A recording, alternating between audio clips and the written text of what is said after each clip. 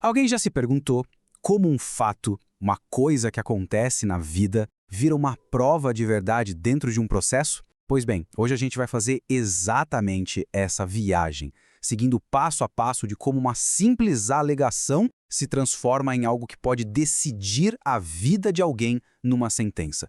Vamos juntos desvendar esse caminho? Então, a pergunta de US$ 1 milhão é essa, né? Como é que uma coisa que aconteceu lá fora, no mundo real, entra num processo e passa a ter valor legal? Parece até mágica, mas olha, eu garanto, não tem nada de aleatório nisso. Existe um percurso, um caminho bem claro a ser seguido. Pode tirar da cabeça aquela imagem de um monte de papel voando, uma confusão de depoimentos, nada disso. A realidade é que o procedimento para aprovar alguma coisa na justiça é super organizado. É um itinerário lógico, sabe? Com um roteiro bem definido em 4 grandes etapas. E aqui, ó, tá o nosso mapa. Proposição, admissão, produção e valoração. Pensa nisso como as paradas obrigatórias da nossa viagem. A gente vai mergulhar em cada uma delas para entender direitinho como a justiça vai, aos poucos, formando a sua convicção. Vamos começar pelo começo, claro. As 2 primeiras fases, que são a base de tudo. A proposição é onde as partes, digamos, colocam as cartas na mesa. E a admissão é quando entra em cena um filtro que vai definir as regras do jogo. É bem aqui que o caminho da prova começa a ser de fato traçado. Nossa primeira parada, proposição. Esse é o pontapé inicial de toda a história da prova. Bora ver o que isso significa na prática. Bom, aqui na proposição, é como se tanto o autor quanto o réu levantassem a mão e dissessem: seu juiz, eu quero provar o que eu estou falando, tá? O autor já faz isso logo de cara, na petição inicial, e o réu faz a parte dele na contestação. É uma espécie de declaração de intenções, um aviso de que, olha, a disputa sobre as provas vai começar.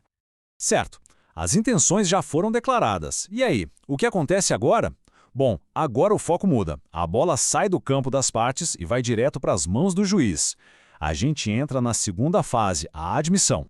E a admissão é isso mesmo, um filtro, uma peneira. O juiz aqui age quase como um segurança de balada, sabe? Ele decide o que pode entrar na festa do processo e o que tem que ficar de fora. Isso garante que só o que realmente importa vai ser discutido. E como é que o juiz faz esse filtro? O grande momento é a chamada decisão de saneamento. É aqui que ele literalmente arruma a casa. Ele organiza o processo, define o que de fato precisa ser provado e já planeja os próximos passos. Pode pensar nisso como o grande plano de jogo do processo. E nesse plano de jogo, o juiz basicamente desenha o campo de batalha. Ele diz: ok, pessoal, a discussão é sobre isso. Ele também define quem tem que provar cada coisa. E mais, quais ferramentas, ou seja, quais provas podem ser usadas. E, o que é fundamental, ele já corta o que for inútil ou só para atrasar o processo. É pura organização e eficiência. Bom, com o jogo todo planejado e as regras bem definidas, a gente avança para a segunda metade dessa jornada. Agora vem a fase da ação, onde as provas realmente acontecem, e depois a fase da análise, onde tudo isso vai ser pesado na balança da justiça. Chegamos na terceira etapa, a produção. Se até agora a gente estava no campo das ideias, do planejamento, agora é hora de botar a mão na massa. Chegou a fase da execução. A fase de produção, então, é o palco principal. É aqui que aquelas provas que passaram pelo filtro do juiz finalmente vão, de fato, acontecer. É o momento em que a prova sai do papel e entra de vez no processo para todo mundo ver. Mas o que é produzir uma prova na vida real? Pensa assim, é o perito lá, com a lupa dele, analisando uma evidência. É a testemunha sentada na frente do juiz, contando o que viu. É aquele documento super importante sendo anexado aos autos. É a materialização de tudo que foi planejado antes. Ufa! As provas foram propostas, admitidas, produzidas, a jornada está quase no fim. Chegamos no momento decisivo, na quarta e última fase, a grande final, a valoração.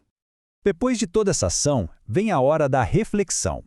A valoração é um ato puramente mental, intelectual. É o momento em que o juiz senta com aquele quebra-cabeça de provas todo montado e começa a analisar a imagem completa, sabe? Ele vai conectando as peças para formar a sua convicção sobre o que realmente aconteceu. Mas calma lá, o juiz não pode simplesmente decidir com base no que ele acha. Ele é guiado por um princípio chamado persuasão racional. Isso quer dizer que ele tem sim liberdade para dar o peso que ele achar justo para cada prova. Não tem uma tabelinha de pontos, e esse é um só que gigante. Essa liberdade toda não é um cheque em branco, ela vem com uma condição. E a condição é exatamente essa que está na lei. O juiz tem o dever de explicar na decisão por que ele se convenceu daquilo. Em bom português, ele precisa abrir a caixa preta da cabeça dele e mostrar o raciocínio. Ele não pode só dizer, decidi assim e pronto. Ele tem que mostrar passo a passo como as provas o levaram até aquela conclusão. Isso é a alma da transparência.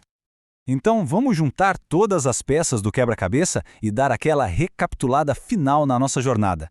Assim, a gente entende de uma vez por todas como essa estrutura toda ajuda a ter decisões mais racionais e, espera-se, mais justas.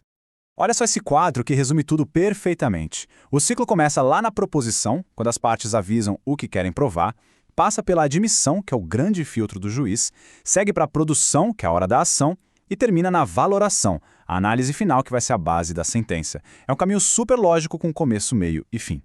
E por que tudo isso é tão importante, afinal?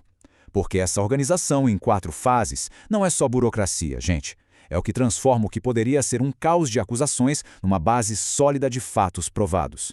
É o que garante que a decisão lá no final seja construída em cima da razão e não do achismo. Bom, a gente viu como o sistema funciona.